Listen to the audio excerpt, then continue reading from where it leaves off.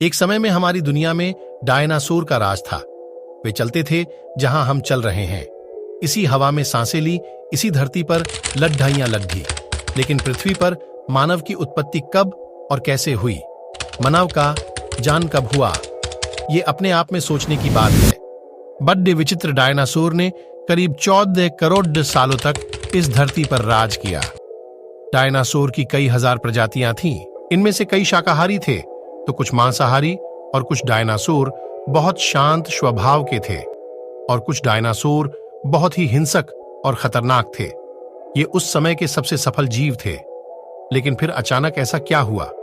वह कौन सी घटना थी जिसने इनका नामो निशान ही मिटा दिया? आइए जानते हैं, पृथ्वी पर मानव का जन्म कब हुआ। इसे जानने के लिए हमें करोड़ों साल पीछे जाना होगा और डायनासोर के उस अंतिम दिन को करीब से देखना होगा। तो आइए चलते हैं आज से 65 मिलियन साल यानी कि 6 करोड़ 50 लाख साल पीछे। आज से लगभग 6.5 करोड़ साल पहले धरती पर मौसम सामान्य था। चारों ओर सूरज की रोशनी बिखरी हुई थी। लंबे लंबे पेड्डों से टकराती समुद्र की ठंडी हवाएं और चारों तरफ डायनासोर के चिल्लाने चिघाने की आवाजें। जब ये सारी डायनासोर प्रजाति जब ये आराम से धरती पर अपना जीवन बिता रहे थे, तब 10 करोड़ साल पहले ही इनकी किस्मत लिखी जा चुकी थी। 10 करोड़ साल पहले एक छोटा एस्ट्रॉयड का टुकड़ा जो दूर अंतरिक्ष से आ रहा था, वह पृथ्वी से लगभग 20 करोड़ मील दूर मंगल और बृहस्पति के बीच क्षुद्र बेल्ट में घूम रहे एक बड़े एस्ट्रॉयड से जा टकराता है। इस टकराव से उस बड़ी एस्ट्रॉयड की दिशा बदल जाती है और वह क्षुद्र ग्रह बेल्ट से निकलकर सीधे पृथ्वी की ओर 22,000 मील प्रति घंटे की रफ्तार से बढ़ने लगता है। जब यह एस्ट्रॉयड पृथ्वी से 3,44,000 किलोमीटर की दूरी पर था, तब शायद धरती से डायनासोर का अंत न होता। यदि यह एस्ट्रॉयड पृथ्वी के उपग्रह चांद से टकराता, लेकिन नियति को कुछ और ही मंजूर था, इसलिए यह बड्ढा एस्ट्रॉयड चांद के बहुत नजदीक से गुजर गया। 40 किलोमीटर के व्यास वाला ये ट्रिलियन मैट्रिक टन का ये एस्ट्रॉयड प्रत्येक सेकंड के साथ साथ पृथ्वी की तरफ बढ़ता जा रहा था। ये एस्ट्रॉयड जब पृथ्वी के वातावरण के संपर्क में आया तो इसकी रफ्तार एकाएक 70,000 किलोमीटर प्रति घंटा हो गई। पृथ्वी के वायुमंडल में घुसते ही घर्षण की वजह से यह एक भयानक आग के गोले में बदल गया। ये इतनी रफ्तार से धरती की ओर बढ़ रहा था कि सिर्फ 4 मिनट में इसने अटलांटिक ओशियो को पार कर लिया।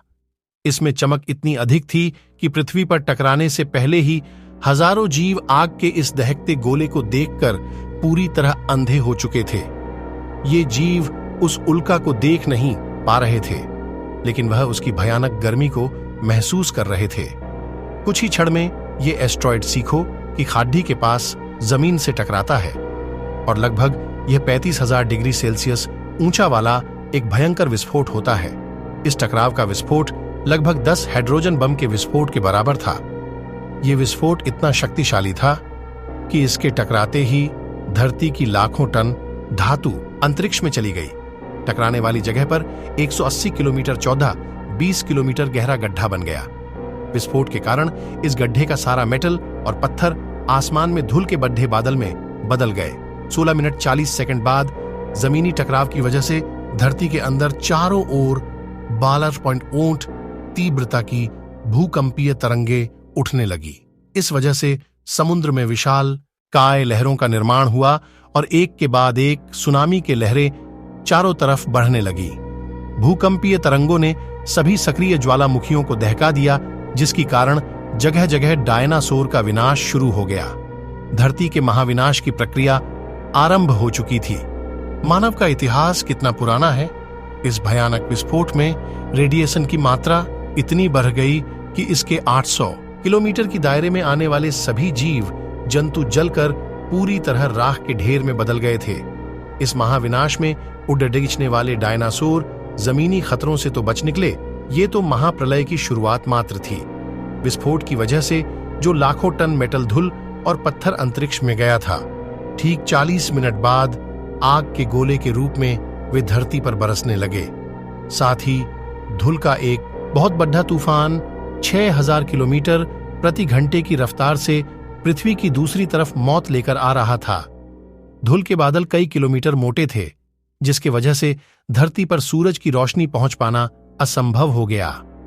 गर्म हवाओं का तापमान 100 डिग्री सेल्सियस से ज्यादा हो जाने के कारण धरती पर लगभग सभी पेड़ पौधों की आबादी जलकर खाक हो गई थी। विस्फोट के 90 मिनट बाद धरती का तापमान 200 डिग्री सेल्सियस तक बारियां पहुंच गया।